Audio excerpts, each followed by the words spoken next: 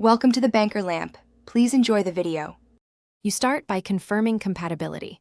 Check whether the SSD is SATA or M.2 NVMe and which slots your motherboard provides. Once done, back up critical data to an external drive or cloud so nothing is lost during cloning. Make sure you have a screwdriver, SATA cable, and a thermal pad or heatsink for M.2 if required. You should also power down the PC and unplug it. This protects components and prepares you to install the drives safely without risking data or hardware damage.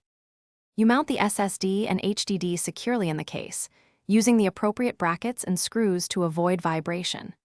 Once mounted, connect the SSD to the fastest available port, SATA 0 for SATA SSD or the M.2 slot for NVMe, and plug the HDD into a secondary port.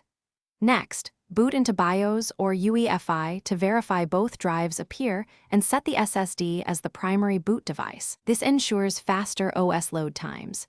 Make sure OSI is enabled for SATA drives to get proper performance and trim support.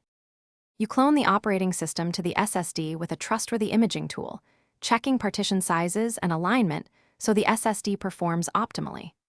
Once cloning is complete, move large user folders like videos and games to the HDD to preserve SSD space. Reassign libraries or change default save locations accordingly. Enable trim for the SSD and disable scheduled defragmentation on it while leaving defrag for the HDD. If boot issues occur, use the BIOS boot menu or repair. Thanks for watching. If this was helpful, leave a like and consider subscribing. See you next time.